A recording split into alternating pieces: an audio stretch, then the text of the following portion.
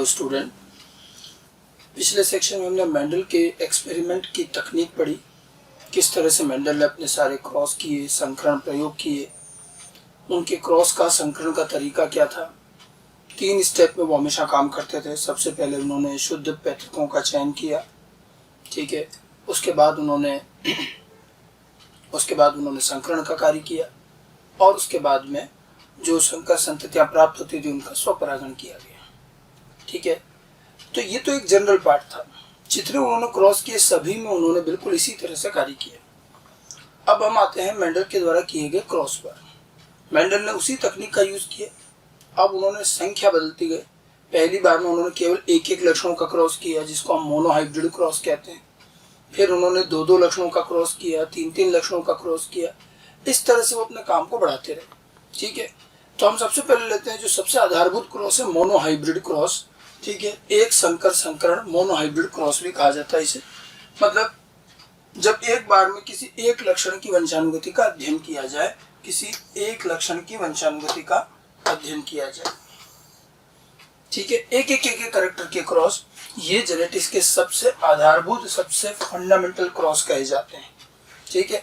इनसे छोटा कुछ नहीं है। मिनिमम से मिनिमम हम एक लक्षण को लेकर के क्रॉस करेंगे, ठीक है। तो ये सबसे आधारभूत क्रॉस है। मेंडल ने शुरुआत यहीं से करी और जितने भी हम आगे क्रॉस पढ़ेंगे पूरी जेनेटिक्स में, सारे क्रॉस का बेस यही है, मोनोहाइब्रिड क्रॉस। ये पढ़ने में काफी आसान, लेकिन सारे बड़े क्रॉस का आधारभूत पार्ट यही है। और जितने भी हम आगे हम क्वेश्चन वगैरह करेंगे उसमें इसका बार बार यूज होगा, तो बहुत ईजी है और अच्छे से इसको ध्यान रखें। तो एक लक्षण का क्रॉस, मेंडल ने अपने कार्य में यही एक नई शुरुआत करी। उन्होंने अपने काम को बहुत आसान और सरलता से शुरू किया। आमतौर पर उस समय के वैज्ञानिक एक लक्षणों की वंशानुगति में समय खराब नहीं करते थे और एक साथ कई लक्षण पूरे पौधे का अध्ययन होता था। लेकिन मेंडल ने इसके हट करके एक लक्षण पर ध्यान दिया और तभी वो आधारभूत रूप से समझ पाए कि वाकई में वंशानुगति में होता क्या है। जैसे उन्होंने उदाहरण की बात करें, अच्छा, मेंडल ने कुल मिलाकर 7 लक्षण लिए थे, तो कभी पूछा जाए कि मेंडल ने कितने प्रकार के मोनोहाइब्रिड क्रॉस किए, तो 7 लक्षण थे तो 7 प्रकार के किए। और उन्होंने 7 तरह के क्रॉस किए और आप देखिए 7 प्रकार के मोनोहाइब्रिड क्रॉस में उनको एक जैसा परिणाम प्राप्त हुआ। और इस परिणाम के उन्हें पहले से उम्मीद भी थी, अंदाजा भी था, क्योंकि मैंने बताया था कि मेंडल ने गणित का इस्तेमाल करके अपने रिजल्ट का पहले ही थोड़ा अनुमान लगा लिया था। अब हम एक एग्जाम्पल लेते हैं यहाँ पर, जैसे पादप ऊंचाई का लक्षण ले लेते हैं, लंबा और बौना। मेंडल ने सबसे पहले यही मोनोहाइब्रिड क्रॉस किया और उन्होंने जैसे हर क्रॉस की बात की वही शुद्ध पैरेंट से शुरू करना है, तो उन्होंने एक शुद्ध लंबा और शुद्ध बौना पौधे ले लिए। एक पौधे से काम नहीं किया गया। मैंने कहा था आपको शुद्ध पौधे बनाए गए थे तो उनके बीज संभाल के रखे थे बहुत सारे, तो लंबे पौधे उगा दिए जो शुद्ध लंबे थे और शुद्ध बौने पौधे उगा दिए कई सारे, ठीक है। अब एक से नर युग्मक और एक से मादा युग्मक लेकर के संकरण किया जाएगा, ठीक है। मैं इस क्रॉस को कैसे लिखते हैं उस पूरे तरीके से बताऊं। तो देखिए, लंबे और बौने का क्रॉस किया गया टॉल एंड ड्वार्फ का, और यहाँ पर टॉल से नर युग्मक और इससे मादा युग्मक लेंगे। अच्छा, आजकल हम साथ साथ में जीनोटाइप भी लिख देते हैं हमारी आसानी के लिए। मेंडल हालांकि ऐसे जीनोटाइप नहीं लिखे थे, हम लिख देते हैं इसको capital T small T small. और 2 बार टी लिख रहे हैं, क्यों लिख रहे हैं तो ध्यान रखिए, 2 बार टी इसलिए लिख रहे हैं कि हमारा पौधा द्विगुणित है। और दोनों टी एक जैसे क्यों लिख रहे हैं, क्योंकि पौधा जो है समयुग्मी है। तो ये लंबा और ये बौना। अब इससे नर युग्मक लिया तो युग्मक में तो एक अलील आएगा, कैपिटल टी आ गया, इसके युग्मक मादा युग्मक में स्मॉल टी। इन दोनों के संकरण से F1 पीढ़ी बनी। F1 पीढ़ी के बीज जब उगाए गए तो उन्हें सारे पौधे कैसे प्राप्त हुए, लंबे पौधे प्राप्त हुए। तो सारे के सारे पौधे लंबे प्राप्त हुए और कैपिटल टी स्मॉल टी, ये F1 पीढ़ी आ गई, ठीक है। अब उसके बाद हमने कहा था उनकी तकनीक में तीसरी चीज क्या थी कि जो प्राप्त F1 है उनके बीज को इकट्ठा करके एस दोबारा उगा दिया, संकर संततियों का स्वपरागण।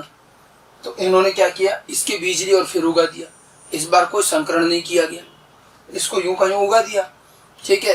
तो ये जू का जो उगेगा तो ये तो अपने प्राकृतिक रूप से तो स्वपरागण करेगा, इसका पुष्प तो बंद होता है, तो अब इसमें स्वपरागण होगा। और इस F1 पौधे के पुष्प में नर युग्मक भी बनेंगे, मादा युग्मक भी बनेंगे, ठीक है। तो नर युग्मक मादा युग्मक बने। और यहाँ पर आप देखिए कैपिटल टी, अब यहाँ क्या है, कैपिटल टी स्मॉल टी। तो कैपिटल टी और स्मॉल टी 2 प्रकार के गेमेट नर युग्मक बनेंगे और 2 ही प्रकार के मादा युग्मक बनेंगे। अब ये एक ही पुष्प में क्योंकि हमने केवल उसको उगाया, स्वपरागण कर रहे हैं। अब एक ही पुष्प में नर युग्मक मादा युग्मक, कोई सा भी नर युग्मक किसी भी मादा युग्मक से संलयन कर सकता है। तो हम यहाँ पर सारी पॉसिबिलिटी लेंगे कि मान लीजिए ये कैपिटल टी इस कैपिटल टी से संलयन करता है, तो जाइगोट क्या बना, कैपिटल टी स्मॉल टी। फिर इसका और इससे कैपिटल टी स्मॉल टी, ये capital T capital T small T, फिर वापस कैपिटल टी स्मॉल टी और स्मॉल टी स्मॉल टी। ठीक है, इन गैमेट्स के आपस के संलयन से हमें यहाँ पर आप देखिए ये 4 अलग अलग जाइगोटिक संगठन प्राप्त हुए। इनको हम क्या कहेंगे, ये F2 पीढ़ी के जाइगोट है, संततियां हैं, ये F2 पीढ़ी कहलाएगी। इनको, इनके बीज को जब उगाया गया तो अगले जो पौधे आए वो F2 पीढ़ी कहलाए, और उनमें हमें मालूम चला कि ये तो लंबा था, ये भी लंबा, ये भी लंबा, और ये बोना प्राप्त हुआ। इस तरह से हमने मोनोहाइब्रिड क्रॉस को 2 पीढ़ियों तक किया है, संकरण की पहली पीढ़ी और फिर दूसरी पीढ़ी। पहली पीढ़ी तो क्रॉस करके प्राप्त होती है, और पहली से फिर दूसरी पीढ़ी हम केवल स्वपरागण से प्राप्त करते हैं। ये मेंडल का अपना एक तरीका था। शुद्ध पैतृक लिए गए, शुद्ध पैतृकों का संकरण किया गया, प्राप्त F1 हाइब्रिड संतति का स्वपरागण करके F2 प्राप्त किया गया। ठीक है, जहां उन्होंने F1 में देखा कि सारे पौधे संततियां लंबी थी, लेकिन F1 में, F2 में उन्हें अंदाजा था कि हमें लंबे के साथ कुछ बोने भी मिलेंगे, और वो बोने आए भी सी। देखिए, इस F2 पीढ़ी के इस पूरे कार्य को, ये जो तरीका है हमने गैमेट बना के और ये एरो करके लिखा, इसको एरो मेथड कहते हैं। हम इसकी बजाय गणितीय तरीका और लगा सकते हैं, जिसको हम पोनेट वर्ग या चेकर बोर्ड मेथड कहते हैं। ये मेंडल ने नहीं दिया था, ये बाद में विकसित किया गया गणितीय तरीका है, चेकर बोर्ड विधि या पोनेट स्क्वायर विधि। रेगिनाल्ड सी पोनेट एक ब्रिटिश वैज्ञानिक, इन्होंने ये तरीका विकसित किया था कि हम कितने संभव संगठन बनेंगे वो हम निकाल सकते हैं। मैथमेटिक्स में टॉपिक होता है परमुटेशन कॉम्बिनेशन, उसके बेस पर आता है। इसमें एक वर्ग बनाया जाता है, और जितने हमारे पास गेमिट है उसी का आकार लेंगे। अब जैसे 2 गेमिट है तो 2x2 का एक वर्ग बनाएंगे। इसमें एक तरफ नर युग्मक, एक तरफ मादा युग्मक लिखते हैं। ये भी फिक्स होता है कि नर युग्मक हमेशा ऊपर की तरफ लिखे जाएंगे और मादा युग्मक हमेशा इस साइड में लिखे जाएंगे। ये हॉरिजॉन्टल होंगे, ये वर्टिकल होंगे। ठीक है, और जितने गेमिट बनते हैं उतने ही लिखने, ध्यान रखना। ठीक है, अननेसेसरी एक ही प्रकार के गेमिट को बार बार नहीं लिखना। आप देखिए, इस पूरे क्रॉस में हमने क्या किया है। अब क्रॉस का एक आधारभूत चीज ध्यान रख लेना, इससे क्या होता है, आपको परिणाम निकालना आसान रहेगा। क्रॉस में जब हम युग्मक बनाते हैं तो युग्मकों के प्रकार लिखते हैं, समझे ना। जैसे यहाँ एक गेमिट बना, एक लिखा, इसका मतलब एक ही गेमिट थोड़ी बना है, एक प्रकार का बना है। गेमिट की संख्या तो कई होगी, प्रकार एक है। ये 2 प्रकार के गेमिट, ठीक है, सैकड़ों बनेंगे गेमिट, लेकिन ये प्रकार 2 ही रहेंगे। तो हम यहाँ भी दो प्रकार ही लिखे, जैसे कैपिटल टी स्मॉल टी के ये 2 प्रकार, ये 2। ऐसा नहीं कि कैपिटल टी 2 बार लिख दिया, स्मॉल टी 2 बार, कोई फायदा नहीं। बेकार में एक ही को बार बार नहीं लिखना है। नर युग्मक लिख रहे हो, प्रकार लिखिए, मादा युग्मक भी प्रकार, 2 प्रकार के बने।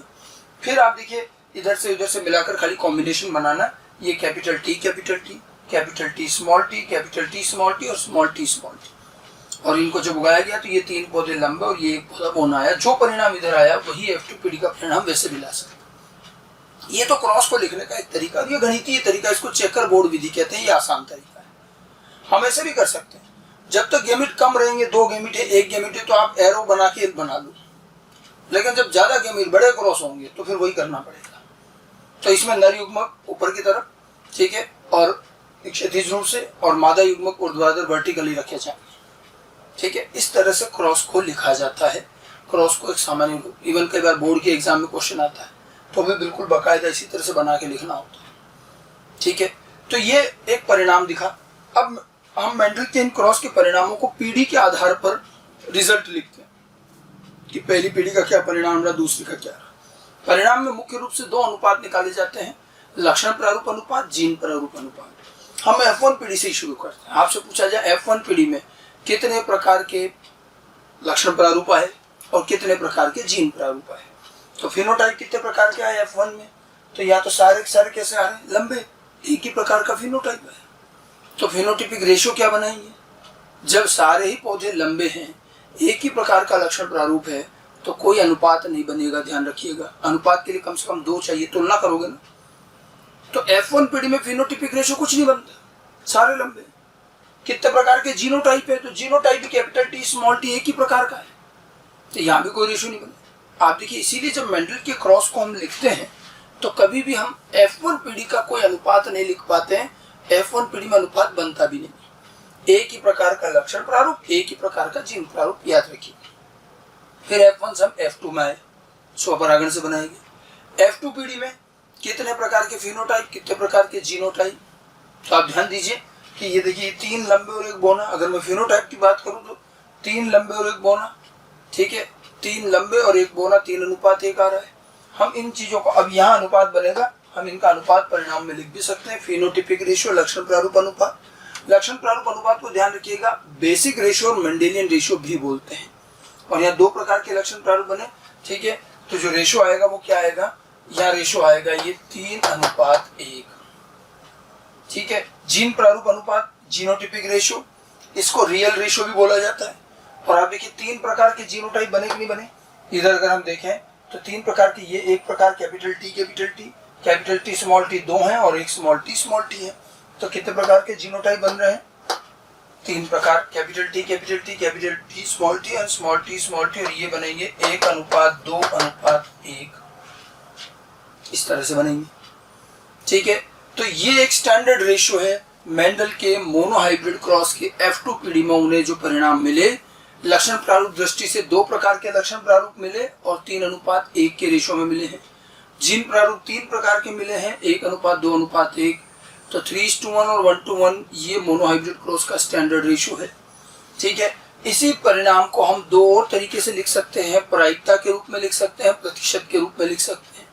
अच्छा, यहाँ देखिए क्वेश्चन आता है कि मेंडल के मोनोहाइब्रिड क्रॉस की F2 पीढ़ी में कितने लंबे पौधे प्राप्त हुए, ये प्रश्न आता है।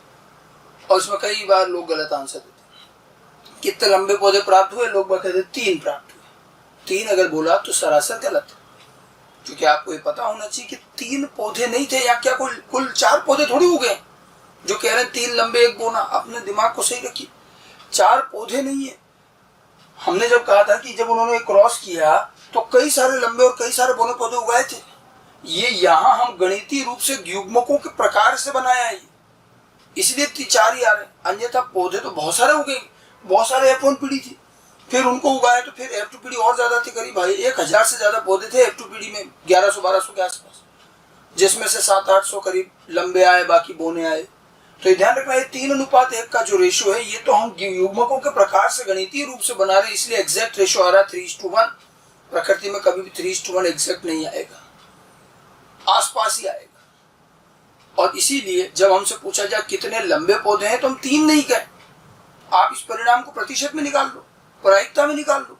प्रायिकता कैसे निकालेंगे, जैसे ये 2 प्रकार की गेमिट बने तो एक गेमिट के प्राप्त होने की क्या प्रायिकता हुई। अगर मैं इसकी प्रायिकता लिखूं तो इसकी प्रोबेबिलिटी क्या आएगी, इस वाले गेमिट की 1/2 और इसकी भी 1/2, ठीक है। इधर भी गेमिट की प्रायिकता है 1/2, 50% इसके आने की संभावना, 50% इसकी प्रायिकता। तो गणित का ये प्रायिकता का टॉपिक जेनेटिक्स में साथ साथ चलेगा। प्रायिकता का मतलब किसी काम के होने की, कार्य करने की संभावना। तो इस युग्मक में मिलने की संभावना और इसकी मिलने की संभावना आधी आधी है, ठीक है। हम यहीं पर इनकी प्रायिकता भी साथ लिख लें। अगर मैं इनकी प्रायिकता भी साथ लिख लूं कि इसकी भी प्रायिकता 1/2, इसकी भी 1/2, इसकी 1/2 और इसकी भी 1/2, तो इनको जब हम साथ लिखेंगे तो प्रायिकता भी गुणा हो जाएगी, 1/4, 1/4, 1/4 और 1/4 हो गई। तो अब अगर हम अपना परिणाम लिखेंगे तो रिजल्ट टॉल 3 है। ये तो रेशियो है, रेशियो वास्तविक संख्या नहीं होती। और अब इसकी प्रायिकता 3/4 और इसकी 1/4 लिखी जाएगी। कितने समयुग्मी प्राप्त हुए, 1/4, विषम युग्मी 2/4 और समयुग्मी अप्रभावी 1/4। इसी चीज को आप प्रतिशत में निकाल सकते हैं, तो परसेंटेज में भी लिख सकते हैं। 3/4 मतलब कितना प्रतिशत हुआ, 75%, और ये कितना हो जाएगा 25%, ठीक है। समयुग्मी प्रभावी ये कितना 25%, विषम युग्मी 50% और ये 25%, ठीक है। अब आप देखो इस रिजल्ट को 3 तरह से दिया गया, अनुपात के रूप में, प्रायिकता के रूप में 3/4, 1/4 और प्रतिशत के रूप में 75%, 25%। हम अपनी जरूरत के हिसाब से उसको किसी भी रूप में काम में ले सकते हैं। अब हमसे पूछा गया था कितने लंबे पौधे प्राप्त हुए, 3 नहीं कहें, 75% पौधे लंबे आए, 25% बौने आए। 3/4, 1/4 बोल सकते हैं। समझ में आ गई बात। तो इस तरह से बेसिकली इनका रिजल्ट निकाला जाएगा, कितने लंबे कितने बोने। क्लियर? तो मोनोहाइब्रिड क्रॉस और उसके परिणाम। ठीक है। अच्छा, इसमें क्वेश्चन तो और भी कई सारे आते हैं। मेंडल के इस F2PD में, ठीक है, समयुग्मी और विषमयुग्मी का क्या अनुपात आया, तो क्या बताओगे इसमें समयुग्मी पौधों और विषमयुग्मी पौधों का क्या अनुपात आया। ठीक है। अब हमें पता होना चाहिए कि समयुग्मी विषमयुग्मी शब्द हमेशा जीनोटाइप के लिए काम आते हैं, तो अपन अपने को जीनोटाइप में आंसर मिलेगा। जब भी समयुग्मी विषमयुग्मी पूछ रहा मतलब जीनोटाइप। तो यहाँ समयुग्मी कौन है, देखो ये समयुग्मी और ये समयुग्मी और ये विषमयुग्मी। तो समयुग्मी दोनों प्रकार के, प्रभावी अप्रभावी कुछ नहीं बोला, केवल समयुग्मी बोला, तो ये भी लेंगे ये भी लेंगे। और ये विषमयुग्मी, तो समयुग्मी विषमयुग्मी का रेशो क्या आया, 2:2, यानी कि 1:1। ठीक है। या फिर क्वेश्चन आता है इस तरह से कि मेंडल की इस F2PD में शुद्ध लंबे और शुद्ध बोने पौधे का क्या अनुपात है, true breeding tall, true breeding dwarf. तो शुद्ध लंबे ये 1, शुद्ध बोना 1, ये भी 1:1। शुद्ध लंबे शुद्ध बोने का अनुपात 1:1। समयुग्मी विषमयुग्मी का अनुपात 1:1। प्रभावी अप्रभावी का अनुपात कितना आया, तो जैसे प्रभावी अप्रभावी पूछ रहे हैं तो ध्यान रखना, जैसे समयुग्मी विषमयुग्मी के लिए हमेशा जीनोटाइप में पता चलेगा, प्रभावी अप्रभावी का पता फिनोटाइप में चलता है, ये ध्यान रखना है।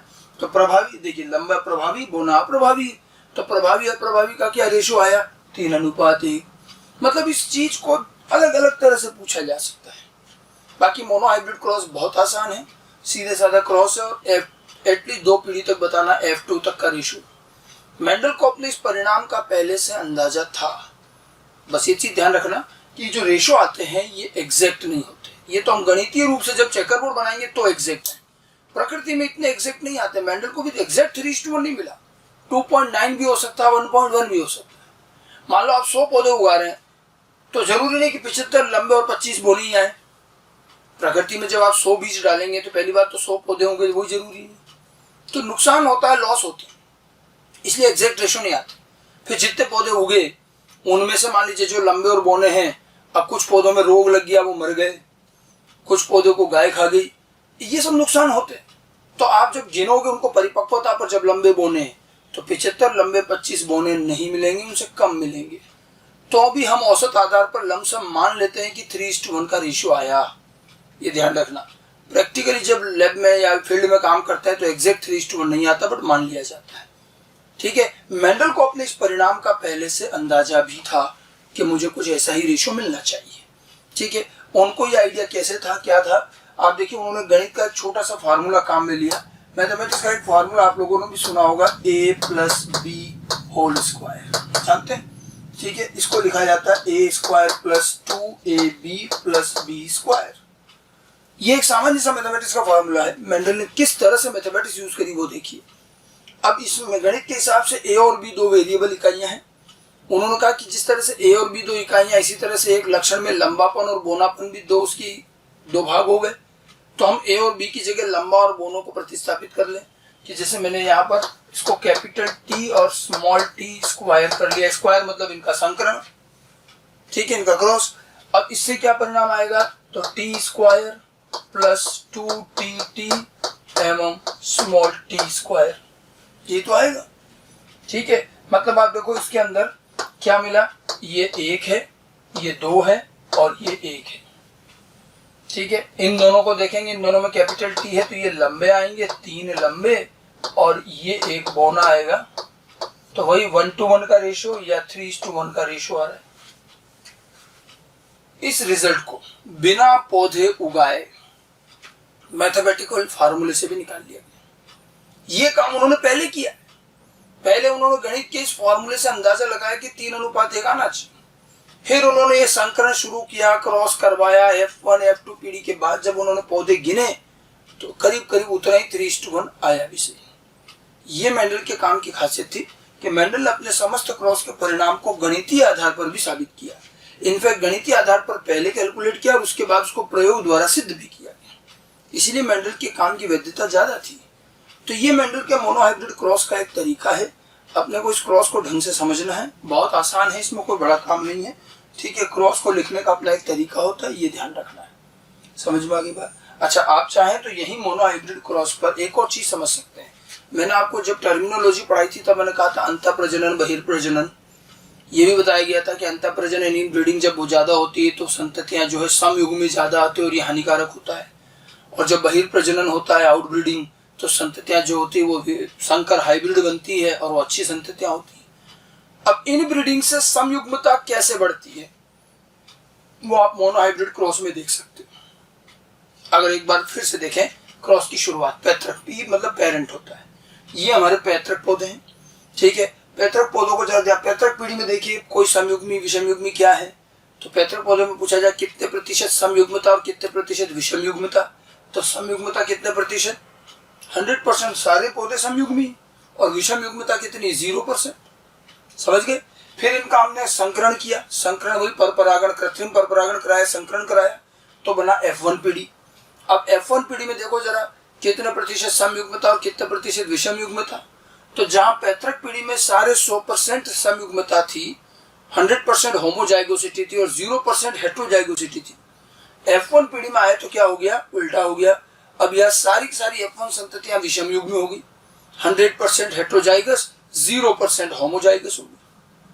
समझ में आ गई बात। इसका ठीक उल्टा हो गया। और ये देखो हेट्रो, यहां पर ने क्या किया था, परपरागण क्रॉस किया, आउटब्रीडिंग करी, आउटब्रीडिंग करी तो विषमयुग्मी आए कि नहीं आए, आगे। फिर हमने इस F1 से F2 उत्पन्न की, F1 से F2 में क्या किया गया, स्वपरागण, स्वपरागण अर्थात इनब्रीडिंग, ठीक है। अब आप देखिए एक पीढ़ी की इनब्रीडिंग का प्रभाव कि F1 में जहां 100% विषमयुग्मी है, 0% समयुग्मी है, जब इसका स्वपरागण करके F2 पीढ़ी बनाई तो अब देखिए विषमयुग्मी कितने रह गए, यहाँ तो 100% थे, ये एक पौधा नहीं, ध्यान रखना बहुत सारे, ठीक है। अब यहाँ देखो क्या रहे, समयुग्मी विषमयुग्मी कितने रह गए, तो इन 4 में आप देखो विषमयुग्मी 2 ही, 50%, और जो समयुग्मी यहाँ 0 थे यहाँ 50% आ गए। समयुग्मी में समयुग्मी प्रभावी, समयुग्मी विषम अप्रभावी दोनों आएंगे।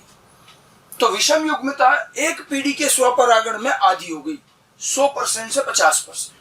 समयुग्मता आ गई देखो 0% से 50%, ये F2 है। अगर आप इन 4 का अपना अपना अलग अलग स्वपरागण कराएं F2 का, तो इनके स्वपरागण से अगली पीढ़ी क्या आएगी, F3।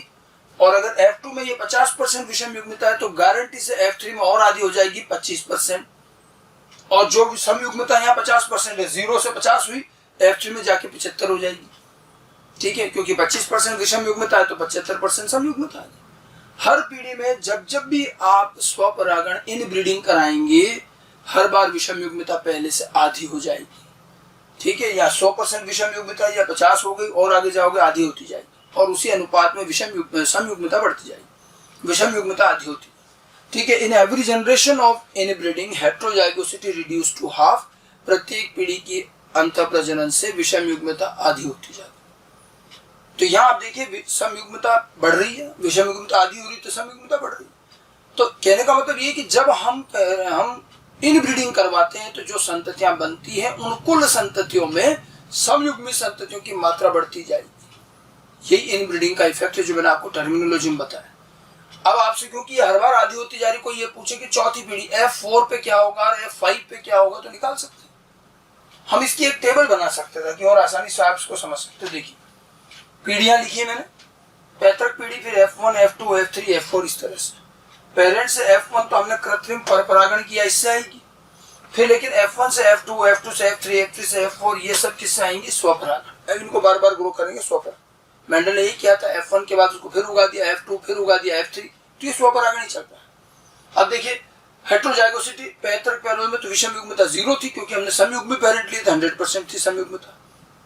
फिर F1 पीढ़ी में क्या हो गया, 100% हेट्रोजाइगोसिटी हो गई, होमोजाइगोसिटी 0% हो गई। समझ में आ गई बात, ठीक है। इस तरह से F2, F3, F4 में भी देखें। इससे आगे चले, F1 से F2 में क्या हुआ कि ये 100% थी, यहाँ कितनी रह गई, ये 50%, और समयुग्मता बढ़ के हो गई 0 से 50%, ठीक है। F1 से F2 मैंने अभी चेकर बोर्ड में बताया था, F1 से F2 में 100% से 50% विषमयुग्मता आधी हो गई, ये बढ़ेगी।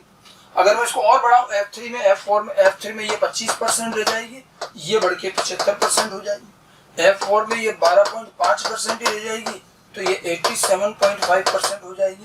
तो इस तरह से आप लगातार देखेंगे, जैसे जैसे आप स्वपरागण कराते जाएंगे पीढ़ी दर पीढ़ी, तो लगातार ये विषमयुग्मता आधी होती जाएगी और समयुग्मता बढ़ती जाएगी, ठीक है।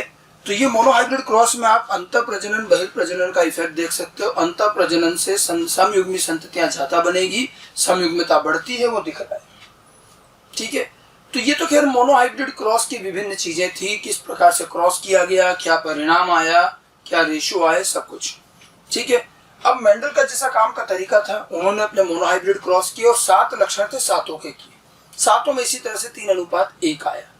अब मेंडल अपने इस परिणाम को लेकर बैठते हैं और इस पर जरा विश्लेषण करते हैं कि मुझे क्या निष्कर्ष मिला। मेंडल ने अपने हर क्रॉस के बाद निष्कर्ष दिए।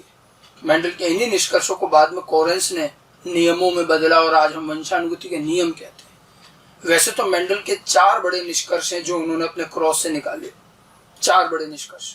अच्छा, मेंडल के निष्कर्षों को अंग्रेजी में पोस्टुलेट भी कहते हैं, प्रिंसिपल भी कहते हैं, लॉ भी कहते हैं, हिंदी में सिद्धांत कहते हैं, नियम कहते हैं। तो ये ध्यान रखना, जितने निष्कर्ष हैं उतने ही सिद्धांत माने जाते हैं।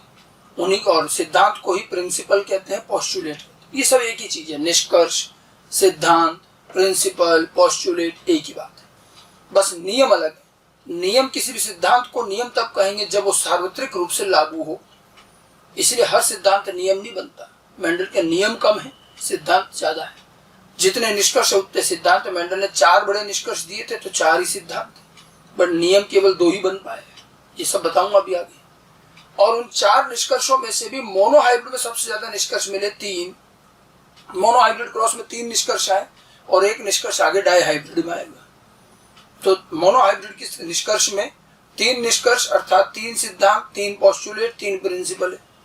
इनमें से नियम एक ही है। लेकिन अब देखिए कैसे उन्होंने निष्कर्ष निकाले। अब निष्कर्ष के लिए पहले हम जरा मेंडल के ही तरीके से जरा हम इस पर फिर से गौर करें। ये जो हम क्रॉस लिखते हैं तो हम जीनोटाइप हम अपनी सुविधा के लिए लिख लेते हैं, टी जो भी है। मेंडल ने तो कोई जीनोटाइप थोड़ी लिखा था। मेंडल ने क्या किया, उन्होंने तो अपने क्रॉस को कैसे देखा कि मैंने एक शुद्ध लंबे का क्रॉस शुद्ध बोने से किया तो मुझे F1 में सारे लंबे पौधे प्राप्त हुए। उन्हें यह आश्चर्य हुआ कि भी बोना कहाँ गया, जबकि एक युग्मक तो बोने से लाए थे, तो बोने का तो कोई इफेक्ट ही नहीं दिख रहा।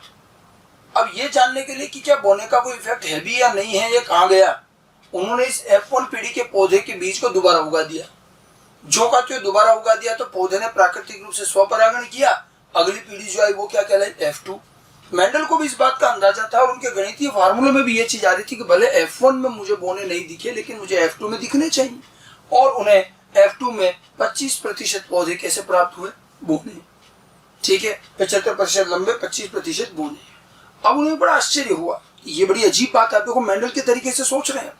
मेंडल ने क्या देखा कि जब हमने 2 पेरेंट लिए, उनमें से एक पेरेंट हमने बोना रखा, तो जब पेरेंट में एक बोना था और एक लंबा था तब तो कोई बोनी संतति नहीं है, सारे लंबे आए। और जब इनकी संततियां बनाई F2 तो अब ये पेरेंट हो गए ना, इनके लिए तो यही पेरेंट हुए। तो अब इनकी संततियों में ये तो सारे लंबे है ना, यहाँ तो सारे लंबे, इनमें से क्या निकल के आया, बोना। मतलब जब हम पेरेंट में एक पेरेंट बोना ले रहे हैं तब तो कोई बोना नहीं आया संततियों में, और जब इनकी आगे संततियां बनाई तो ये तो अब बोने है ही नहीं, सारे लंबे। तब इनमें से क्या बना, बोना। और अगर ये लंबे होते हुए अगर बोना उत्पन्न कर रहे हैं, इसका मतलब इनके पास F1 के पास बोनेपन का कुछ अंश मौजूद है। समझ में आई बात। और अब मेंडल को भी रियलाइज हुआ कि जो मुझे पहले देखने में लग रहा था कि बोने का तो कोई इफेक्ट ही नहीं है, गलत। बोने ने भी इसको कुछ तो दिया, लंबे ने तो दिया ही दिया, बोने पौधे ने भी कुछ तो दिया है। ठीक है, और ये यहां नहीं दिखा लेकिन उसकी अगली पीढ़ी F2 में नजर आया। अर्थात उन्होंने ये निष्कर्ष निकाला कि दोनों पेरेंट अपनी संततियों को कुछ तो स्थानांतरित करते हैं, जो भले संतति में दिखे न दिखे लेकिन दोनों तरफ से आती है, जो आगे जाके दिख सकती है अगली पीढ़ियों में। अब इस कुछ का नाम वो पहले तो समझ पाइए कुछ क्या है, उनका कोई तो इकाई है, कुछ तो है।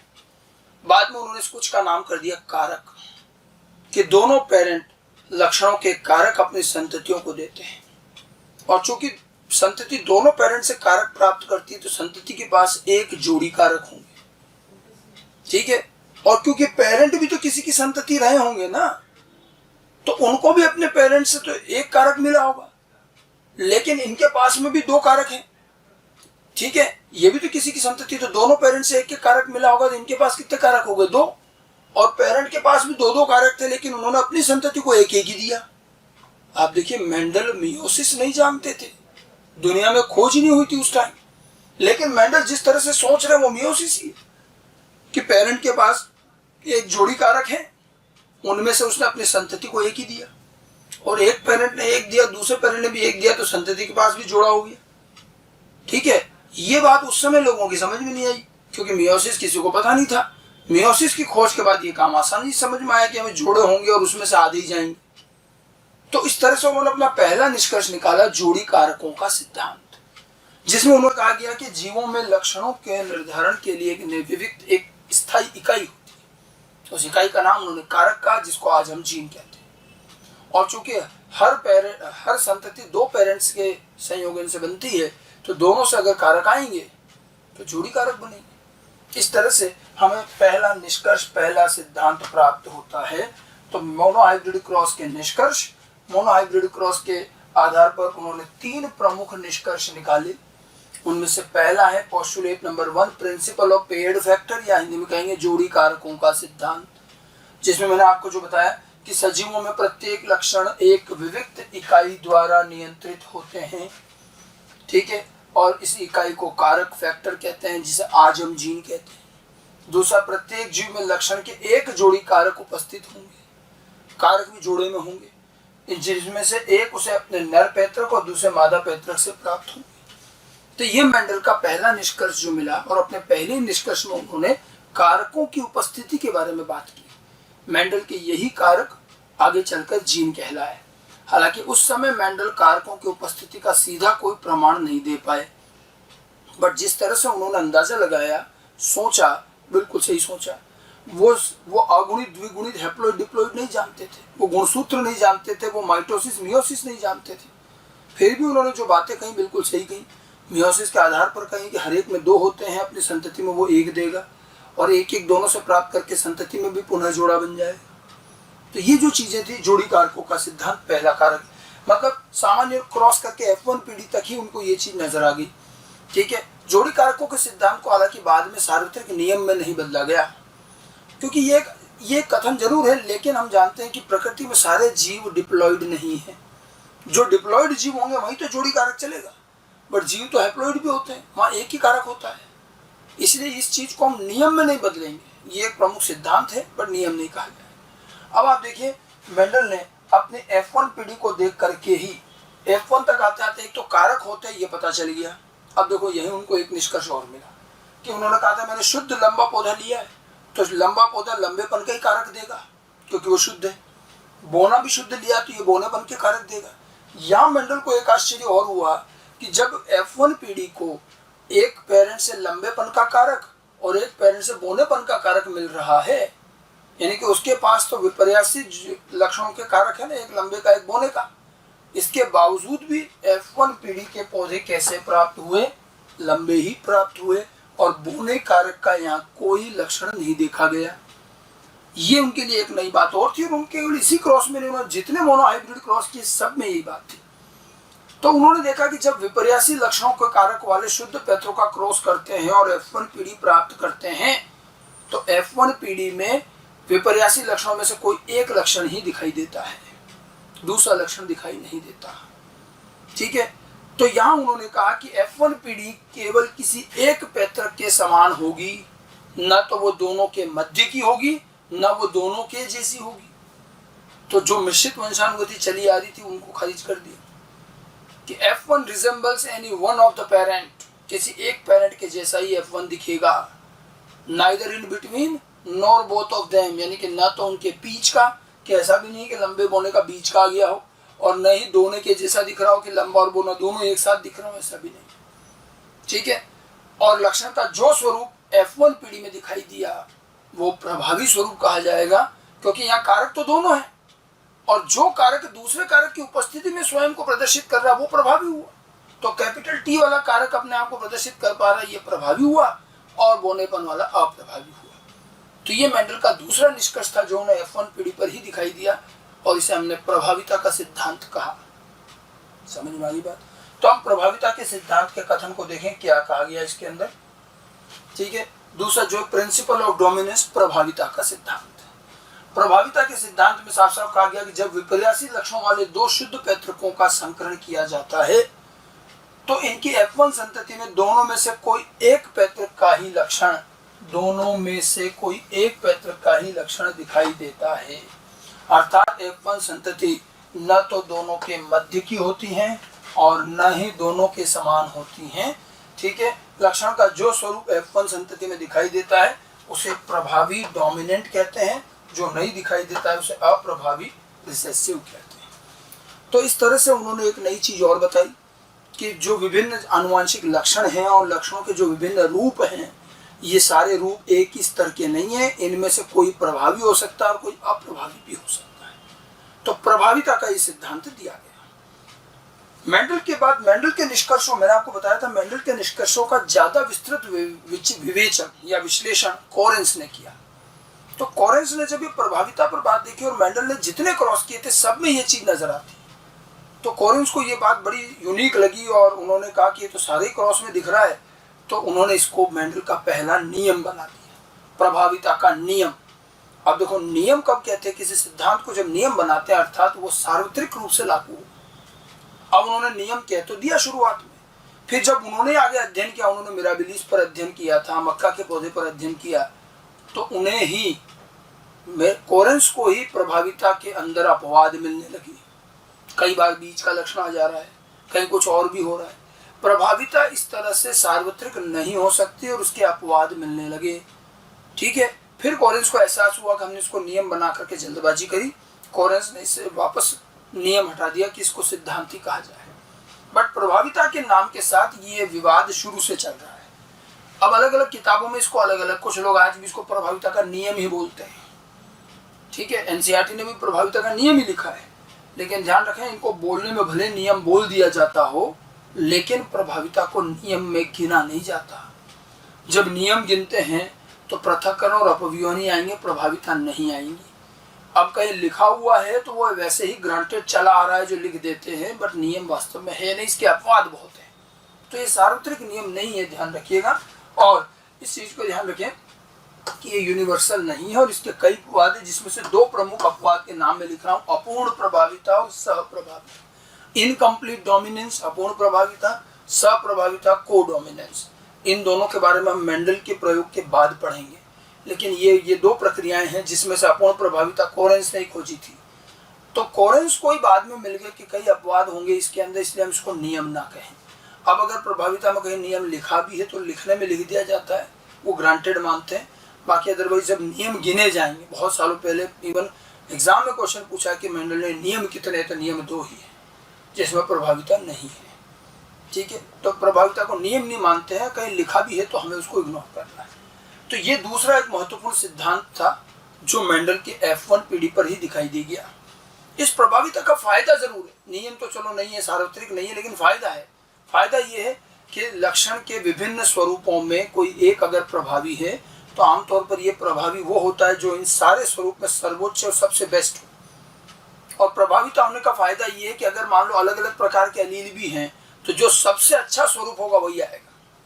तो इसीलिए कई बार जीव में हानिकारक अलील होते हुए भी लक्षण हानिकारक नहीं आएगा अगर दूसरा अलील अच्छा वाला उसके साथ है और वो विषम युग्मी है। तो विषम युग्मी अवस्था में अप्रभावी अलील रहता है लेकिन दिखता नहीं है। ये प्रभाविता होती है जिसका वजह से प्रभावी और अच्छे लक्षण पहले आएंगे, तो इसका फायदा है। ठीक है, तो F2 पीढ़ी में ही F1 पीढ़ी तक आप देखिए मेंडल को 2 चीजें मिल गई, जोड़ी कारकों का सिद्धांत, प्रभाविता का सिद्धांत। अब मेंडल ने अपने इस F1 से जब F2 पर आगे बढ़े, अपने क्रॉस को और आगे देखा कि F1 पीढ़ी वाले चलिए सभी लंबे पौधे प्राप्त हुए। ठीक है, फिर जब इन लंबों को उन्होंने स्वपरागण कराया तो F2 पीढ़ी में क्या हुआ, यहाँ उन्हें और आश्चर्य हुआ कि F2 में 25% पौधे कैसे निकले, बोने। ठीक है, और जबकि यहाँ सारे लंबे थे। अब मेंडल ये तो समझ रहे कि ये जो सारे लंबे हैं इसके पास लंबेपन और बोनेपन दोनों का कारक है। यहाँ तो सारे लंबे दिखे, लेकिन जब आगे गए तो 75% लंबे और 25% बोने आ गए। तब मेंडल ने सोचा कि ये बोने तो तभी आएंगे ना जब कहीं ना कहीं, इसका मतलब लंबे और बोने के ये कारक अलग हुए होंगे। जब तक ये जोड़ा अलग नहीं होगा तो बोना तो आ ही नहीं सकता, क्योंकि बोने वाला कारक जब तक लंबे के कारक के साथ है तो प्रभाविता के आधार पर लंबा ही आएगा। और बोना कब आएगा, जब दोनों ही बोने के कारक साथ आए।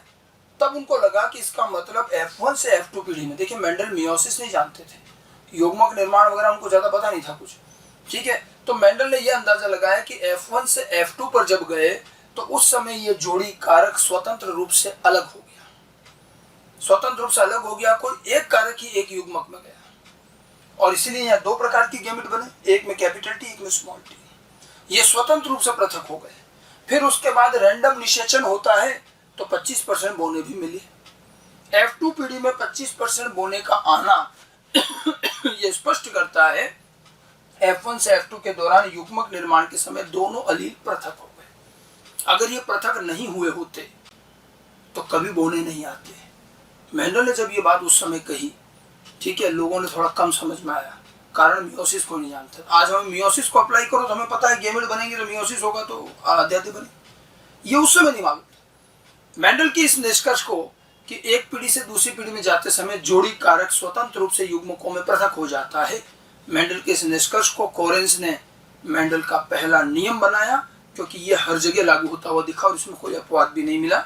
और इस तरह से जो तीसरा निष्कर्ष था, इसी को मेंडल का पहला नियम कहा गया, पृथक्करण का नियम, लॉ ऑफ सेग्रीगेशन, ठीक है। इसे युग्मकों की शुद्धता का नियम भी कहते हैं, क्योंकि युग्मक में जब ये अलग हो गए तो युग्मक में एक ही अलील गया, और एक अलील गया तो सीधी सी बात है युग्मक तो हमेशा शुद्ध होगा, शुद्धता तब आएगी जब दो होंगे, ठीक है।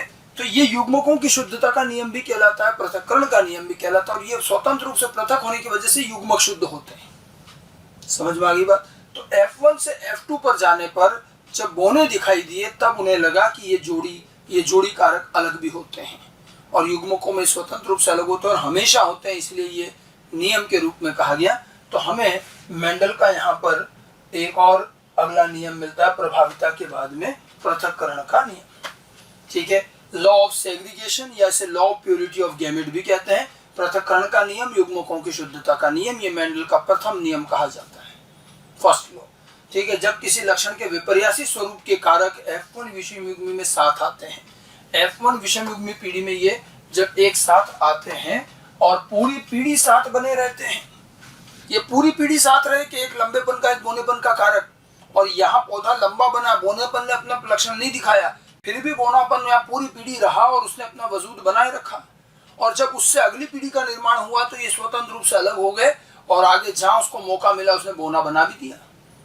तो पूरी पीढ़ी साथ रहते हैं तो भी वे एक दूसरे को प्रभावित या संक्रमित नहीं करते हैं, और जब युग्मकों का निर्माण होता है तो वे स्वतंत्र रूप से एक दूसरे से पृथक हो जाते हैं, ठीक है, स्वतंत्र रूप से एक दूसरे से पृथक हो जाते हैं, तथा युग्मक में कोई एक ही कारक जाता है, अर्थात युग्मक हमेशा शुद्ध होते हैं। ये स्वतंत्र रूप से अलग हो जाते हैं, युग्मक में एक ही जाता है, इसको युग्मकों की शुद्धता भी कहते हैं, पृथक्करण भी कहते हैं। कुल मिलाकर कहना ये है कि जो ये कैपिटल टी स्मॉल टी था, इसका युग्मक निर्माण के समय अलग हो जाना और एक ही एक गैमेट में जाना, इस कार्य को ही क्या बोलते हैं, पृथक्करण, इनको पृथक। आज हमें पता है कि पृथक्करण तो होना ही है जब मियोसिस होगा। पृथक्करण तब तक लोगों की समझ में नहीं आया जब तक मियोसिस नहीं खोजा जा सका। मेंडल ने तो स्पष्ट मियोसिस नहीं जानते हुए बिल्कुल सही बात कही उन्होंने कि ये पृथक होंगे और गैमेट में एक ही जाएगा। आज तो हमें बहुत स्पष्ट पता है। अगर मैं अब इतनी लंबी परिभाषा न बोल के, ये तो मेंडल के तरीके से हमने लिखा है, साधारण शब्दों में बात करना चाहूं तो पृथक्करण किसके पृथक होने को बता रहा है, कैपिटल टी स्मॉल टी। और कैपिटल टी स्मॉल टी क्या है, तो कैपिटल टी और स्मॉल टी हम जानते हैं ये किस प्रकार के जीन हैं। Capital T small T allelic gene, allelic क्यों है, समान एक ही अल्फाबेट से लिखा है टी टी, और ये अलीलिक जीन एक ही लक्षण के दो स्वरूप है। तो इसका मतलब मैं अगर इस सारी चीज को एक लाइन में समझाना चाहूं तो पृथक्करण किसे कहेंगे कि युग्मक निर्माण के समय अलीलिक जीन का स्वतंत्र रूप से पृथक होना पृथक्करण कहलाएगा। अलीलिक जीन का independent separation of allelic gene, युग्मक निर्माण के समय अलीलिक जीन का एक दूसरे से स्वतंत्र रूप से पृथक होकर केवल एक ही एक गैमेट में जाने का ये कार्य पृथक्करण कहलाएगा। और ये सारा का सारा कार्य मियोसिस पर आधारित है और इसीलिए बिल्कुल सार्वत्रिक रूप से चलेगा, ठीक है। तो पृथक्करण की अगर हमें एक सामान्य से परिभाषा और सीधे साधे शब्दों में लिखें, अर्थात युग्मक निर्माण के समय अलीलिक जीन का स्वतंत्र रूप से अलग होना ही पृथक्करण कहलाता है। ये चीज ध्यान रखना, अलीलिक जीन का पृथक होना, ठीक है। ये कैपिटल टी स्मॉल टी का पृथक होना, यही सेग्रीगेशन है। सेग्रीगेशन या पृथक्करण का ये कार्य किस पर आधारित रहेगा? ये मियोसिस पर आधारित, क्योंकि गैमेट बन रहे हैं यानी कि मियोसिस। अब देखो मियोसिस लगभग हर जीव में हर बार जब जब गैमेट बनेगा तब तब होगा, क्योंकि मियोसिस हर बार होता है और ढंग से ही होता है, तो इसमें हमें कोई अपवाद नहीं मिलता। ठीक है, यहाँ हमसे यह पूछा जाता है कि मियोसिस में भी कौन सी अवस्था में आपको ये एलीलिक जीन पृथक होते हुए दिखते हैं। ये कोई क्वेश्चन आता है कि मियोसिस की कौन सी अवस्था में एलीलिक जीन का पृथक्करण होता है, तो हम ये अवस्था भी निकाल सकते हैं। हमें एलीलिक जीन को पृथक करना है। एलीलिक जीन कहाँ होते हैं? अगर हम देखें मियोसिस में हमें जीन थोड़ी दिखेंगे, मियोसिस में गुणसूत्र दिखते हैं, तो एलीलिक जीन कहाँ होते हैं? तो हमने आपको बताया था एलीलिक जीन समजात गुणसूत्रों के समान लोकस पर होंगे। एलील की परिभाषा यही तो थी। तो एलीलिक जीन समजात गुणसूत्रों के समान लोकस पर है। और अगर आप एलीलिक जीन को पृथक करना चाह रहे हैं तो वास्तव में आपको किसको पृथक करना है? समजात गुणसूत्र को पृथक करना है। तो समजात गुणसूत्र जोड़ा जब पृथक हो रहा होगा उसी टाइम एलीलिक जीन भी अलग हो रहा होंगे, उसी टाइम सेग्रीगेशन हो रहा होगा। तो अब जरा मियोसिस का थोड़ा आइडिया होना चाहिए। ठीक है, मियोसिस में हम बताते हैं कि प्रोफेज में भी 5 स्टेप होती है, लेप्टोटीन, जाइगोटीन, पैकाइटिन, डिप्लोटीन, डाइकाइनेसिस। ये प्रोफेज 1 है। मियोसिस भी 1 और 2 में होता है। मियोसिस 1 में प्रोफेज, मेटाफेज, एनाफेज, टेलोफेज, और मियोसिस 2 में भी। मियोसिस 2 तो माइटोसिस के समान है। ठीक है, तो मियोसिस में क्या होता है? पहले समजात जोड़े एक दूसरे के सामने आकर के युग्मन करते हैं। ठीक है, युग्मन का ये कार्य जो होता है ये कब होता है? लेप्टोटीन में तो धागे जैसे दिखने लगते हैं।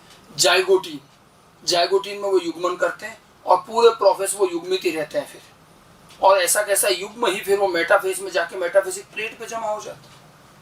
ठीक है, तो प्रोफेज में आपको समजात गुणसूत्र ऑलमोस्ट आमने सामने ही मिलेंगे युग्म में, और ऐसा कैसा युग्म जाके मेटाफेज पे जमा हो जाता है।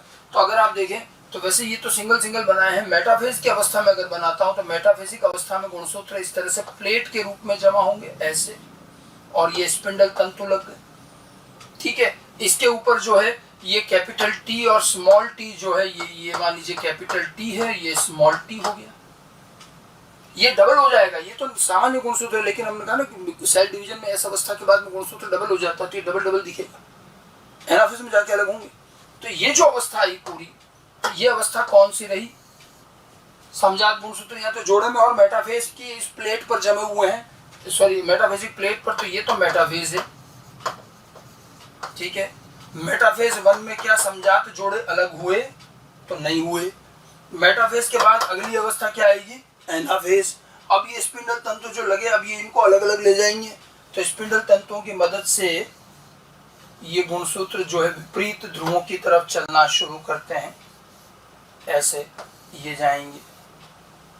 ठीक है, तो मियोसिस की ये जो अवस्था है वास्तव में इस समय आप देखिए तो कैपिटल टी और स्मॉल टी, इस पर ये कैपिटल टी था और ये स्मॉल टी था। तो आपको कैपिटल टी स्मॉल टी अलग होता हुआ कब दिखा? मेटाफेज ने। ये अवस्था कौन सी है? ये है एनाफेज। एनाफेज 1।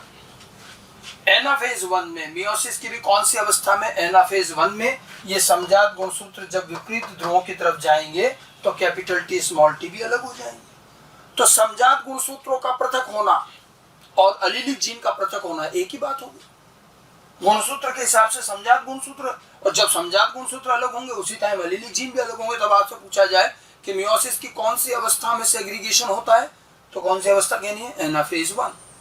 कोई ये पूछे कि साहब ये टी जो दोनों इधर गए ये भी कभी अलग होंगे क्या? ये और भी अलग होंगे। कैपिटल टी स्मॉल टी अलग कहाँ हो गए? Anaphase 1 segregation. अब ये जो 2 टी एक साथ जा रही है एनाफेज 2, एक और होता है ना मियोसिस में दूसरा डिवीजन, वहां अलग होंगे, लेकिन सेग्रीगेशन इसको कहें। और इवन मियोसिस में इस कार्य को एनाफेज 1 में समजात गुणसूत्रों के पृथक होने के इस कार्य को क्या कहते हैं? इसे कहा जाता है डिसजंक्शन। ये और ध्यान रखना है, डिसजंक्शन भी कहते हैं। अब देखिए डिसजंक्शन तो हम कोशिका विभाजन के आधार पर बोलते हैं, तो जो कार्य कोशिका विभाजन में डिसजंक्शन है यही कार्य जेनेटिक्स में सेग्रीगेशन है। और डिसजंक्शन और सेग्रीगेशन दोनों जो हैं ये एक ही कार्य है, लेकिन अलग अलग संदर्भ में बोला जा रहा है। कोशिका के आधार पर बात करेंगे तो समजात गुणसूत्रों का एनाफेज 1 में पृथक होना डिसजंक्शन। जेनेटिक्स के आधार पर बात करेंगे तो एलीलिक जीन का एक दूसरे से पृथक होना सेग्रीगेशन। और जब डिसजंक्शन हो रहा है तो सेग्रीगेशन भी हो रहा है। जीन के संदर्भ में बात करोगे तो सेग्रीगेशन, और गुणसूत्र के संदर्भ में बात करोगे तो डिसजंक्शन। समझ में आ गई बात? तो डिसजंक्शन गुणसूत्र के पृथक्करण को कहेंगे और अलीलिक जीन के पृथक्करण को सेग्रीगेशन कहेंगे। तो ये चीज हमेशा होती है और इसलिए ये सार्वत्रिक रूप से चलता है। अब एक विरल अपवाद सिर्फ इतना सा है कि कभी कभार बहुत विरल रूप से ये जो समझात जोड़ा है गलती से कभी एक तरफ का मान लो स्पिंडल ढंग से नहीं लग पाया, होता है कभी, बहुत रेयर, इधर का स्पिंडल जुड़ा नहीं ढंग से, तो फिर क्या होता है कि ये दोनों के दोनों गुणसूत्र एक तरफ चले जाते हैं और ऐसे में डिसजंक्शन फेल हो जाता है। विरल रूप से, अत्यंत विरल रूप से कभी कभी डिसजंक्शन फेल हो जाता है अगर स्पिंडल तंतु ढंग से न जुड़ा हो।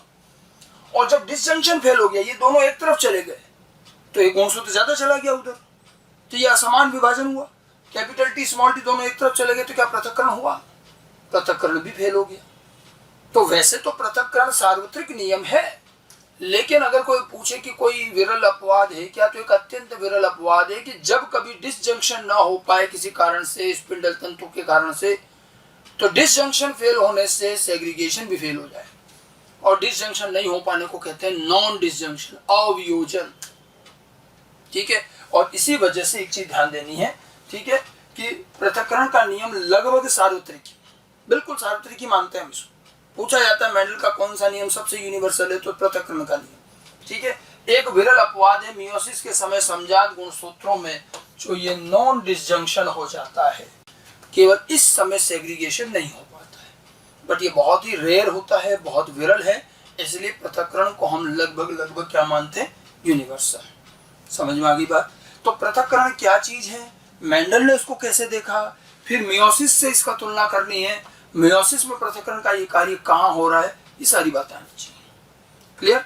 अच्छा, अब इसमें एक और चीज लास्ट में आती है कि F2PD का जो परिणाम आया, आपने देखा F1 में केवल लंबे पौधे आए, F2 में लंबे और बौने दोनों आए। तो एक क्वेश्चन ये बनता है कि F2PD में दोनों लक्षणों का पुनः प्रकट होना किसकी वजह से हुआ? ठीक है, और इसी क्वेश्चन को इस तरह से भी आता है कि F2PD में दोनों लक्षणों का 3:1 में आना किसकी वजह से हुआ? अब ये जो क्वेश्चन हमें अक्सर कंफ्यूज करता है, इसको समझ लें कि F2PD में अगर सिर्फ आपको कोई रेशो नहीं बता रहा और कह रहा है F2PD में दोनों लक्षण पुनः प्रकट हो गए, लंबे भी आ गए, बौने भी आ गए, तो वो तो तभी आए जब वो अलग हुए, तो वो तो पृथक्करण की वजह से। लेकिन अगर वो स्पष्ट रूप से इस बात पे जोड़ दे कि F2PD में दोनों लक्षण 3:1 में आए, तो ध्यान रखना 3:1 तभी बनेगा जब प्रभाविता भी आएगी, क्योंकि 3 जो लंबे हैं उसमें 2 तो विषम युग्मी है, capital T small T, capital T small T, और वो लंबे तब होंगे जब प्रभाविता होगी। तो ध्यान रखना F2PD में दोनों लक्षणों का पुनः प्रकट होना पृथक्करण के कारण, F2PD में दोनों लक्षणों का 3:1 में आना प्रभाविता एवं पृथक्करण दोनों के कारण। पृथक्करण तो हो ही होगा, प्रभाविता भी देंगे, और बल्कि ज्यादा अगर हमें पहली प्राथमिकता देनी हो तो प्रभाविता। रेशो अगर दिया है 3:1 तो प्रभाविता। मैं आगे आपको बताऊंगा कि जब पृथक्करण हो रहा हो और अगर प्रभाविता नहीं हो, जैसे मैंने कहा ना अपूर्ण प्रभाविता, यह अपवाद है। प्रभाविता अगर नहीं हो तो 3:1 नहीं आएगा, पृथक्करण हो और प्रभाविता नहीं हो तो 3:1 नहीं आता, फिर दूसरे रेशो आते हैं। इसलिए ये निष्कर्ष ध्यान रखिएगा कि F2PD में लक्षण के दोनों स्वरूप का पुनः प्रकट होना ये सेग्रीगेशन के कारण है। जब तक कोई रेशो नहीं दे रहा तब तक तो सेग्रीगेशन है, भाई वो अलग हुए तभी तो दोनों आ गए। लेकिन ये कहा जाए कि F2PD में दोनों स्वरूप का 3:1 में पृथक होना, तो फिर ये प्रभाविता के कारण है, प्रभाविता। ठीक है, लेकिन इसके अंदर ये ध्यान रखना कि इसमें भी ऐसा नहीं है कि पृथक्करण का कोई रोल नहीं है, पृथक्करण भी है, लेकिन हम यहाँ प्राथमिकता किसको देंगे? प्रभाविता। 3:1 में दोनों आ रहे हैं तो पृथक्करण प्रभाविता दोनों है, लेकिन प्रभाविता को पहले रखना है। रेशो के आधार पर जब बात करेंगे तो प्रभाविता। केवल ये कहा कि दोनों आ गए तो सिंपल सर सेग्रीगेशन, पृथक्करण, क्योंकि क्वेश्चन में कभी कभी ये चीज हमें बतानी पड़ सकती है। तो ये मेंडल के कुल मिलाकर 3 निष्कर्ष थे। हालांकि ये 3 निष्कर्ष 3 सिद्धांत कहे जाते हैं, बट एक चीज ध्यान रखना, मेंडल के केस में ये 3 निष्कर्ष भी बोले जाते हैं और आजकल उच्च लेवल पर जाकर 3 के बजाय आप 2 ही निष्कर्ष कर देते हैं और मेंडल के जोड़ी कारकों के सिद्धांत को प्रभाविता में मिला देते हैं। एनसीईआरटी ने इसीलिए 2 ही निष्कर्ष दिए हैं, प्रभाविता का नियम, पृथक्करण का नियम, और प्रभाविता में ही उन्होंने जोड़ी कारक मिला दिया। आपको भी ध्यान रखना है। कई बार एनसीईआरटी आधार पर क्वेश्चन भी आता है, मैं बताऊंगा आगे क्वेश्चन भी आपको, जो एआईपीएमटी का क्वेश्चन है एनसीईआरटी से बनाया है, और वो हमसे हो गई तभी जब हम ये मान के चले कि जोड़ी कारक को प्रभाविता में रख सकते हैं। तो वैसे तो 3 निष्कर्ष हैं, लेकिन जरूरत पड़ने पर आप इनको 2 भी कर सकते हो और जोड़ी कारक प्रभाविता को एक साथ मिला सकते हो। समझ गए? तो 2 भी कह दिए जाते हैं, प्रभाविता, पृथक्करण। एनसीईआरटी में आपको मोनो हाइब्रिड क्रॉस के साथ बहुत सारी चीजें दे रखी हैं आसान भाषा में, और उसके निष्कर्ष भी दिए। एनसीईआरटी में देखिए ये सारी चीजें कैसे दे रखी, जरा मैं आपको वहां भी समझा दूं। तो ये आपका मैंने एनसीईआरटी खोला है। एनसीईआरटी में देखिए मोनो हाइब्रिड क्रॉस तो बहुत आगे से इन्होंने शुरू कर दिया। जैसे कि यूं मानिए ये पेज संख्या 79 दिख रहा है, ये 79 पेज। अब यहाँ लिख रखा एक जीन की वंशानुगति, पेज नंबर 70। अब ये बहुत सारी थ्योरी लिखी है, इसी में उन्होंने क्रॉस कैसे करना वही सारी चीज बता रखी है, इमेस्कुलेशन बैगिंग वाला और क्रॉस करने के तरीके, और इसी को बहुत थ्योरी में लिख रखा। बीच में अलील की परिभाषा, समयुग्मी विषय, मतलब टर्मिनोलॉजी भी इसी में आ रही है। मोनो हाइब्रिड क्रॉस को ये देखिए इस तरह से दिखा रखा, लंबे बोने के क्रॉस, तो आप इसको पढ़ सकते हो आराम से। ठीक है, ये पूरा मोनो हाइब्रिड क्रॉस को साथ साथ ही इन्होंने टर्मिनोलॉजी भी समझा दी, फिनोटाइप, जीनोटाइप, होमोजाइगस, हेटेरोजाइगस, अलील वगैरह सारी चीजें। ठीक है, ये पूरा मोनो हाइब्रिड क्रॉस करके दिखा रखा है ये सारा, तो इसको आप ढंग से पढ़ सकते हैं, बहुत आसान भाषा में लिखा है, इसमें कुछ भी ऐसा नहीं है। ठीक है, यहाँ इन्होंने बीच में जो है परीक्षण क्रॉस दे दिया है। ये परीक्षणार्थ कोर्स में भी आगे बताऊंगा मेंडल में कि मोनो हाइब्रिड के साथ ही उन्होंने दे दिया, ये हम आगे पढ़ेंगे, थोड़ा सा बीच का पार्ट आपका आएगा। उसके बाद आप देखिए ये मोनो हाइब्रिड क्रॉस के निष्कर्ष दे दिए उन्होंने। ठीक है, कि पो नेटवर्क का प्रयोग करके ये सारा निष्कर्ष निकाले जा सकते हैं। एक संकर प्रयोग प्रेक्षकों का आधार बनाकर मेंडल ने इन वंशानुगतियों संबंधी अपनी समझ के सार रूप में 2 प्रस्ताव, 2 निष्कर्ष दिए। यहाँ तो नियम दे रखा प्रभाविता को भी, लेकिन मैंने आपको बताया प्रभाविता को नियम नहीं कहते हैं, इनका जरूर कहना है कि 2 नियम दिए गए। ठीक है, प्रथम तो प्रभाविता और दूसरा वियोजन या विसंयोजन यानी कि सेग्रीगेशन। ठीक है, तो अब जैसे प्रभाविता का नियम जो दिया है, अब आप उसमें देखो लक्षणों का निर्धारण कारक नाम की विविक्त इकाइयों द्वारा होता है। अब ये जोड़ी कारक कैसे, देखिए कारक जोड़े में होते हैं। ठीक है, ये पहले जो 2 कथन है ये तो जोड़ी कारक के हैं, लेकिन इसको हम प्रभाविता में रख सकते हैं। फिर तीसरा दिया, यदि कारक जोड़ों के 2 सदस्य असमान हो तो इनमें से एक कारक दूसरे कारक पर प्रभावी हो जाता है। 2 असमान जोड़े हैं, 2 समान कारक है, तो एक दूसरे पर प्रभावी होगा, अर्थात एक प्रभावी दूसरा अप्रभावी कारक होता है। F1 में केवल एक जनक लक्षण का प्रकट होना और F1 में दोनों लक्षणों का प्रकट होना प्रभाविता के नियम के आधार पर समझा जा सकता है कि F1 में एक ही आया, बीच का भी नहीं आया, प्रभाविता से समझा जा सकता है। F2 में दोनों आए और लिखा है, इससे यह भी स्पष्ट होता है कि F2 में 3:1 क्यों पाया जाता है। F2 में दोनों लक्षण 3:1 में ही क्यों आते हैं, तो ये प्रभाविता से समझा पाएंगे। मैंने ये तो कहा कि जब रेशो दिया जाए तो प्रभाविता देना, प्रभाविता के आधार पर समझ पाएंगे कि 3:1 में दोनों क्यों आते हैं। ठीक है, फिर विसंयोजन यानी कि लॉ ऑफ सेग्रीगेशन दिया, पृथक्करण का नियम। यह नियम या इस नियम का आधार यह तथ्य है कि अलील आपस में घुल मिल नहीं पाते, मतलब मिश्रित नहीं होते, और F2 पीढ़ी में दोनों लक्षणों की फिर से अभिव्यक्ति हो जाती है। मैंने कहा F2 में दोनों लक्षण पुनः आ गए, अगर इतनी सी बात कह रहा है तो पृथक्करण है। ठीक है, भले ही F1 पीढ़ी में, अगले पेज पर आए, भले ही F1 पीढ़ी में एक प्रकट नहीं होता, यद्यपि जनकों में दोनों अलील विद्यमान होते हैं। जनकों में दोनों अलील हैं, F1 में भी एक प्रकट नहीं हो पाता है। युग्मक बनने के समय कारकों के एक जोड़े या अलील के सदस्य विसंयोजित हो जाते हैं, कारकों का जोड़ा विसंयोजित हो जाता है युग्मक निर्माण के समय, और युग्मक को 2 में से एक ही कारक प्राप्त होता है, एक कारक युग्मक को मिलता है। समयुग्मी जनक द्वारा उत्पन्न सभी युग्मक समान होंगे। अब समयुग्मी से अगर युग्मक बनाओगे तो एक ही प्रकार के बनेंगे। ठीक है, जबकि विषम युग्मी जनक से 2 प्रकार के युग्मक उत्पन्न करता है, जिसमें समान अनुपात में एक अलील। समयुग्मी होगा तो एक तरह का गैमेट बनेगा, विषम युग्मी में 2 प्रकार के गैमेट बनेंगे, 50-50%। तो ये जो सारी चीजें दी हैं, ये तो बाद में दूसरा टॉपिक आ गया। ये पूरा मेंडल के निष्कर्ष और मोनो हाइब्रिड क्रॉस के बारे में दिया है, इसको आप एनसीईआरटी से भी अच्छी तरह से पढ़ लें। तो ये हमने आज मेंडल का पहला कार्य पढ़ा कि उन्होंने एक लक्षण का संकरण, एक लक्षण का क्रॉस समझाया, किस तरह से मोनो हाइब्रिड क्रॉस करना है, क्या उसके रिजल्ट रहेंगे, क्या उसके निष्कर्ष होंगे। 3 जो सिद्धांत है, जोड़ी कारक, प्रभाविता और पृथक्करण। अब हम इस मोनो हाइब्रिड क्रॉस के आधार पर कुछ क्वेश्चन भी करेंगे, अगले सेगमेंट में उसको लेंगे। Thank you.